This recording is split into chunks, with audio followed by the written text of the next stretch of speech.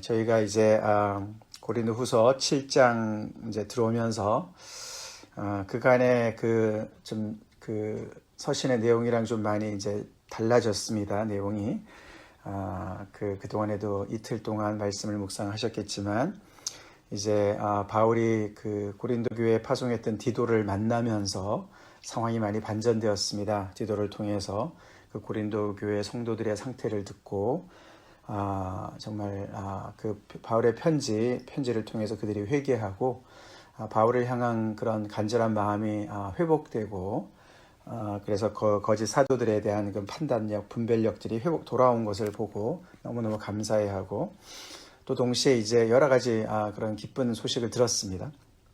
이제 그러면서 사실 이 고린도 교회에다 두 번째 보낸 이 고린도 후서의 그 내용 중에 중요한 내용이 두 가지가 있는데, 첫 번째는 이제 지금까지 우리가 봤던 그 바울의 사도권에 대한 도전, 그것이 어떤 개인에 대한 도전이 아니라 복음 자체에 대한 도전이었기 때문에 그것이 중요한 사안이었습니다. 그것을 다뤘고, 이제 또 하나 중요한 사안이 뭐냐면은 이제 그 구제 헌금이었습니다. 예루살렘 교회가 특별히 그 가뭄 기근을 당했었던 때도 있었고요. 여러 가지로 재정적으로 어려운 상황에 있었습니다. 그래서 바울이 전도 여행을 다니면서 특별히 이제 유럽 쪽에 있는 그 교회들을 이제 통해서 그 가난한 예루살렘 교회를 이렇게 후원하는 그런 그 구제 헌금을 이제 거둔 것을 보게 되지요. 특별히 우리가 이제 로마서 15장 같은데 보면은 이렇게 나오지요. 이제는 내가 성도를 섬기는 일로 예루살렘에 가노니 이는 마게도냐와 아가야 사람들이 예루살렘 성도 중 가난한 자들을 위하여 기쁘게 얼마를 연보하였음이라. 지금 이 고린도 교회는 아가야 지방에 있는 교회고요. 그보다 약간 북쪽에 있는 지역이 이제 마게도니아 지역이거든요. 거기가 이제 빌립보 교회가 있었고 데살로니가 교회가 있었습니다. 그래서 그 마게도니아 교회 성도들이 먼저 이 예루살렘 교회를 위해서 기꺼이 그렇게 힘에 넘치도록 자신들도 굉장히 참 많은 환란이 있고 고난이 있고 가난이 있는데도 불구하고 자원해서 그 예루살렘 교회 형제들을 위해서 연보를 했습니다. 그래서 그것을 이제 그 어떤 본으로 삼고, 또 어저께 말씀이죠. 그래서 이제 지금 고린도 교회에도 1년 전부터 너희들도 마음이 있었는데 그 일을 다시 시작하면 좋겠다라고 이제 바울이 이렇게 권면하는 말씀의 그런 부분을 우리가 오게 되었습니다. 교회 성경 전체를 통틀어서 그 연보, 헌금에 대한 이야기가 이렇게 많이 집중되어서 나오는 구절이 이제 그 부분이 바로 이 고린도후서 오늘 우리가 묵상하는 부분입니다. 8장과 9장에 특별히 많이 이제 이렇게 집약돼서 나왔습니다. 그만큼 고린도 후서의 그 중요한 이제 그 주제 중에 하나가 그런 구제 헌금이죠. 네. 그러면서 헌금에 대한 어떤 그런 자세라 할지 아니면은 어떤 그 마음 자세로 우리가 헌금을 하는 것인지 그런 이야기를 이제 잘 다루고 있습니다. 어저께 말씀에서 그 중요한 구절이 9절 아니었습니까? 8장 9절. 우리 주 예수 그리스도의 은혜를 너희가 알거니와 부요하신 이로써 너희를 위하여 가난하게 되심은 그의 가난함으로 말미암아 너희를 부요하게 하려 하심이라. 그러면서 바울은 그 헌금의 그 어떤 기본 원리가 예수 그리스도의 그 십자가의 희생에 있다. 그분께서 부요하신 자로서 하나님의 아들로서 우리를 위해서 가난해지셨는데 그것은 가난한 우리를 부요케 하기 위해서 하신 것이다. 그와 똑같이 우리가 어떤 가난한 그런 지체들을 보았을 때 우리가 나 몰라라 하는 것이 아니라 그들의 곤고함을 돌봐주는, 그래서 균등하게 평균케 되는 것이다 라고 이야기를 합니다. 그리고 이제 더 나가서 그 구약의 만나 이야기를 들어서 그죠? 많이 거둔 자도 남지 아니하였고 적게 거둔 자도 모자라지 아니하였다라는 말로 어저께 말씀 15절의 말씀을 이야기했습니다. 그렇게 하면서 이제 그 교회 성도들 간에 그런 나눔, 물질의 나눔에 대한 그런 가르침을 이렇게 그 바울이 이야기를 하고 있습니다. 요즘에야 우리가 헌금하는 것이 뭐 요즘엔 특별히 또 코로나 때문에 우리가 안 하던 그런 온라인으로 그렇게 이제 그 헌금도 보내고 뭐 이러긴 하지만 그 옛날에는 얼마나 그게 참 위험하고 번거로운 일이었겠습니까? 여기도 보면은 거액의 연보에 대해서 이제 얘기한다 이렇게 했는데 그거를 다 이렇게 인편으로 보내야 되는 거 아닙니까? 그죠? 그러니 그 어떤 강도 맞을 수도 있는 그런 위험도 있고 말이죠. 오해도 굉장히 많았을 것 같지 않습니까? 예, 그래서 헌금을 누가 얼마를 했는데 그것이 얼마나 전달이 되었는지 그 중간에서 무슨 일이 벌어지는지 여러 가지 이제 위험들이 많이 있었습니다. 그래서 바울이 어제까지에서는 이제 그 연보에 대한 헌금에 대한 어떤 그런 기본적인 그런 원리와 예수님의 어떤 본과 마게도니아 교회의 어떤 본을 가지고 이야기를 했고 그들이 헌금을 하기를 이제 이렇게 독려하는 말씀을 했다면은 오늘 본문은 이제 그렇게 그런 구제 헌금을 함에 있어서 필요한 단도리를 잘 하는 것이죠. 왜냐하면은 선한 일을 조심하게 하지 않으면은 시험에 들게 되고 사탄이 틈타게 되고 오히려 하나님만도 못하게 되고 굉장한 많은 오해와 구설수에 오를 수 있는 그래서 하나님의 교회를 오히려 위험에 빠뜨릴 수 있는 그런 위험이 있었기 때문에 바울은 굉장히 그 세상 사람들의 눈에도 전혀 책 잡히지 않는 그렇게 투명한 그런 정말 그 절차를 이렇게 이야기합니다. 그것은 다름이 아니라 그 헌금을 대행해서 맡아서 잘 그것을 수행할 수 있는 그런 믿을 만한 사람들을 세우는 것이죠. 대표단을 세우는 것이죠. 거기에 이제 가장 대표는 디도였습니다. 디도는 이 고린도 교회와 굉장히 그런 정말 밀접한 그런 그 일꾼 중에 하나지요. 바울이 그들에게 디모데도 보냈지만 디도도 보냈습니다.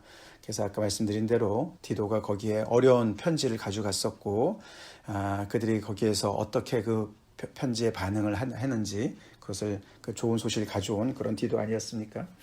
근데 그에게 또 하나 이제 그 사명을 준 것이 이 이제 구제 헌금을 이제 모으고 그것을 이렇게 가져오는 그 사명을 맡긴 것입니다.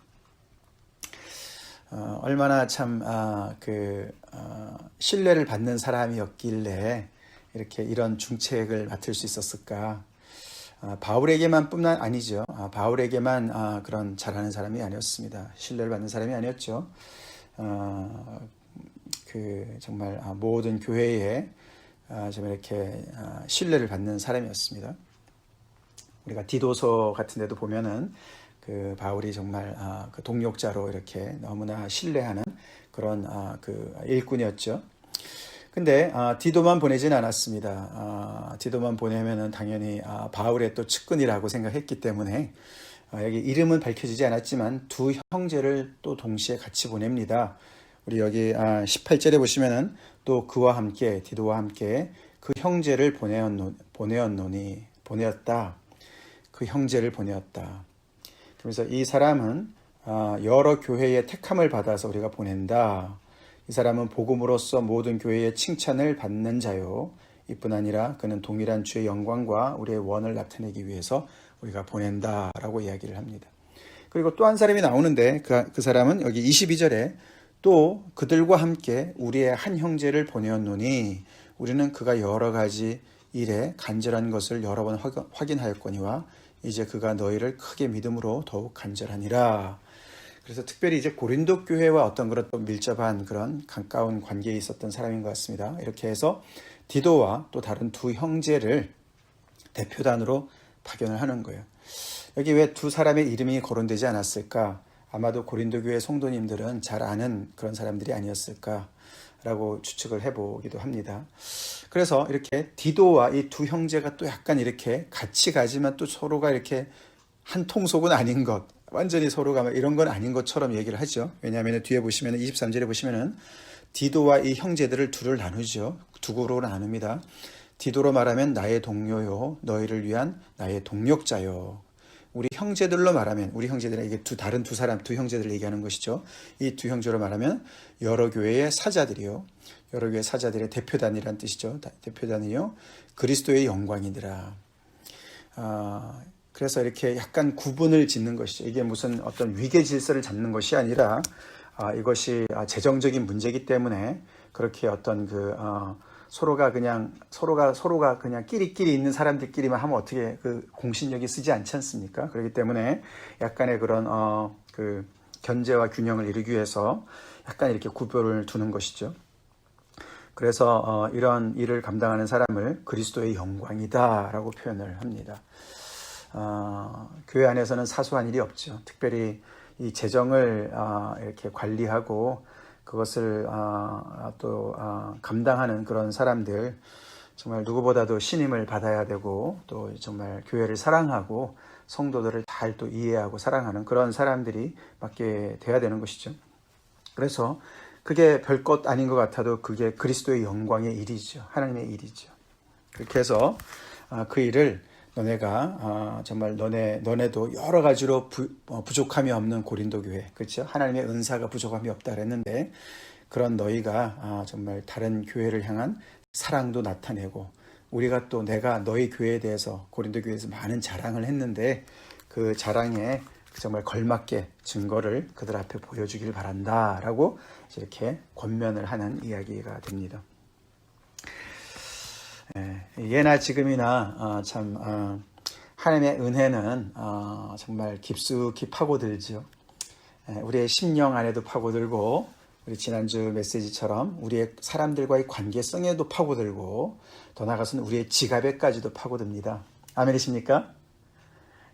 하나님의 은혜는 그렇게 정말 이렇게 플로잉하는 거죠. 흐르는 것이죠. 그래서 마치 정말 홍수가 이렇게 막 오면은 그 막 높이 뾰족뾰족했던 이런 이렇게 높은 산 같은 것도 막 깎이고 말이죠.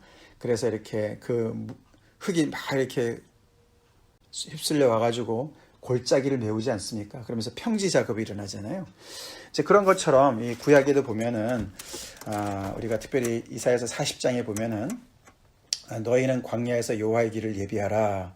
사막에서 우리 하나님의 대로를 평탄하게 하라. 그러면서 골짜기마다 도두어지며 산마다 언덕마다 낮아지며 골짜기는 도두어지고 산과 언덕은 낮아지고 고르지 아니한 곳이 평탄하게 되며 험한 곳이 평지가 될 것이다. 이런 하나님의 은혜가 올 때, 하나님의 위로가 올 때 평지 작업이 일어나는 것을 봅니다. 그것은 여러 가지 의미가 있겠지만 우리가 조금 이렇게 그냥 의미를 해석해 본다면 우리 심령 가운데 그렇죠? 하나님의 은혜가 몰려왔을 때 우리의 교만이 깎이고 우리의 열등감이 거기에 메워지고 그래서 정말 그리스도로 말미암아 우리가 정말 우리 안에 그런 정말 그 만족감과 화평함과 평안과 자신감과 이런 것들이 일어나지요.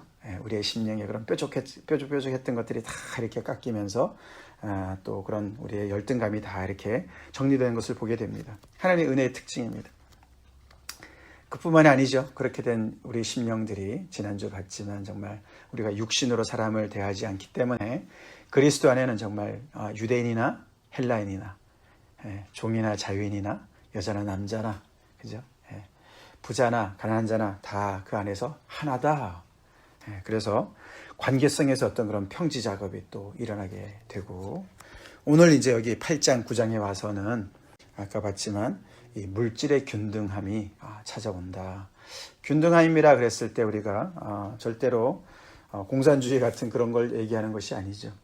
그래서 여기 8장에도 자세히 여러분들 보시면 아시지만 이 마게도나 교회가 아까도 말씀드렸는데 그들이 너무나 어려운 가운데 헌금을 하기 때문에 바울은 오히려 그것을 막아서야 되는 상황이었던 것 같습니다. 그래도 그들이 원하는 게 너무 강해서 자원함을 얘기하는 것이죠. 자원해서 이렇게 했다. 힘에 넘치도록 했다. 그들이 이렇게 얘기가 나옵니다. 그렇게 이제 그 어떤 물질의 그런 어떤 플로잉이 일어나는 것이죠. 그렇게 하나님의 은혜는 우리의 삶의 전 영역에 미쳐지게 되죠. 이런 은혜가 우리 가운데도 충만하길 간절히 축원합니다. 아멘. 네, 그래서 신앙은 그냥 우리의 심령 가운데 우리의 이 영적인 우리가 잠깐 영과 육을 나누는데 절대 그렇지 않습니다. 구약도 그렇지 않고 신약도 그렇지 않습니다. 우리의 구체적인 관계성, 사람과의 관계성에서도 분명히 드러나야 되고요. 또 더 나아가서는 우리가 이 물질과의 관계, 이 지갑과 정말 하나님과의 관계, 또 지갑을 통한 어떤 우리 이웃과의 그런 관계, 이런 곳에서도 이 하나님의 은혜가 아까 예수 그리스도를 통해서 나타난 그 은혜가 우리 안에 임했다는 것이 이렇게 여러 가지 우리의 삶 속에서 증거로 나타나게 되어 있는 것이죠. 그만큼 참 우리를 정말 이 세상과는 구별되게 그렇게 우리의 관계성도 혁명이 일어나고 우리의 물질관에도 혁명이 일어나는 그렇게 정말 하나님의 은혜가 흘러가는 그런 그 장면을 우리가 이렇게 묵상하고 있습니다. 오늘 말씀에 조금 더 초점을 맞춰 본다면은 우리 또한 우리도 교회로서 참 하나님의 그런 물질을 잘 또 투명하게 관리를 잘 해야 되죠. 그래서 지금 또 우리 재정을 맡고 있는 서구원 집사님, 서희수 집사님, 또 이렇게 우리가 1년에 한 번씩 또 감사를 하게 되고 그렇지 않습니까? 그래서 하나님께서 정말 그 성도들을 통해서 이렇게 연보한 그것을 어떻게 쓰는지 그런 걸 우리가 잘 정말 투명하게 하려고 애를 쓰죠. 그런 거 너무너무 중요한 일이죠. 선한 일에 항상 조심해야 되죠. 참 저는 개인적으로 감사한 것이 우리가 이제 이 코로나로 인해서 여러 가지로 더 참 이렇게 그 우리가 이렇게 서로가 관계의 소통도 많이 이렇게 좀 이제 좀 줄어들게 되면서 물질의 소통도 많이 줄어들게 되고 또 경제적으로도 많이 어려운 그런 상황이 아닙니까? 그럼에도 불구하고 오히려 우리가 이 어려운 시절에 더 많은 구제 헌금을 한 것 같아요. 너무 감사해요. 그래서 그동안에도 여러 번 우리가 또 IT에도 보내고 또 이 주변에 우리 우리 또 지역사회에 필요한 것도 좀 더 우리가 또 참여할 수 있어서 너무 감사했습니다. 그런 또 은혜로운 은혜로운 마음을 주셔서 너무 감사하죠. 지난주에도 여러분들 또 주보를 보셨겠지만은 또 어떤 한 분인지 모르지만 저는 누군지 모르겠습니다만 지정 그 선교 헌금이 또 이렇게 IT의 그 학생 사역을 위해서 또 이렇게 또 헌금하신 분들이 계시던 것 같은데 너무 감사했습니다. 자, 그만큼 이 하나님의 은혜는 이 grace, 하나님의 은혜는 하나님의 자녀들을 이렇게 gracious하게 만들죠. 아멘. 은혜로운 사람들을 만듭니다. 관대한 사람으로 만듭니다. 그래서 자신에게도 관대하죠. 관대해집니다. 자신에게도 은혜로워져야 돼요. 우리 자신에게도 은혜로워집시다. 하나님의 은혜가 임한 사람은요, 우리 자신에게도 평지자급이 일어나야 돼요. 우리의 뾰족뾰족한 거, 정말 깨진 유리그릇 같이, 유리조각 같이, 그래서는 안 됩니다. 하나님의 은혜를 우리를 그렇게 정말 우리 마음에 뾰족뾰족한 것을 낮추시고 깊이 파인 골들을 메우시는 그런 은혜가 있습니다. 그리고 그 은혜는 또 우리 이웃들에게도 나타나게 되어 있습니다. 나타나야 됩니다. 하나님께 받은 은혜는 그 은혜로운 것이 관대함이 이웃들에게도 나타나야 됩니다. 그 관계성에서 나타나야 되고 그 은혜로움이 또 우리의 물질과 함께 그래서 정말 그 만나를 그 광야에서 먹었던 그 백성들처럼 많이 거둔 자도 남은 것이 없고 서로가 다 같이 골고루 나누어서 모자라는 것도 적게 거둔 자도 모자람이 없고 그렇게 해서 우리가 이 어려운 시절을 또 잘 또 우리가 지나가야 되겠습니다. 이제 그런 것을 우리가 볼 때 세상의 그런 경제관과는 너무너무 다른 것이죠. 그게 가능한 것은 공급자가 하나님이라는 것을 알기 때문에 그렇습니다. 아멘이시죠? 예, 아까 우리가 처음에 읽어드린 그 말씀도 하나님께서 종으로 애굽에서 종살이했던 그들을 건져내셔서 그들에게 은혜를 베푸시고 광야에서 먹을 것을 베푸시고 식탁을 베푸시고 가나안 땅에 심어 놓으시고 너네 옛날 그 형편을 잘 생각하고 과부나 고아나 나그네를 너네가 정말 후대해라. 그렇게 얘기하죠. 추수할 때도 그냥 있는 대로 다 떨어가지고 그냥 싹쓸이 하지 말고 주변에 변두리권 좀 남겨두고 일부러도 좀 남겨두고 그래서 나그네를 위해서 좀 정말 남겨둬라 이런 이야기를 하시는 것이죠. 그것이 우리 여호와 하나님의 그런 정말 은혜로운 마음이시죠. 그런 은혜로운 마음 때문에 우리는 꽉 막혀 있었던 전혀 그 플로잉이 없었던 그 정말 흐름이 없었던 그렇게 꽉 막혀 있던 그런 우리들의 인생 가운데 그런 플로잉이 생기도록 하신 거예요. 하나님의 은혜가 들어와서 우리의 메마른 영혼을 적시고 넘쳐나게 하시고 우리의 심령을 정말 그렇게 풍족하게 만드셨으며 또 우리 주변에 많은 사람들에게 그 은혜가 흘러갈 수 있도록 그렇게 만들어 가시죠.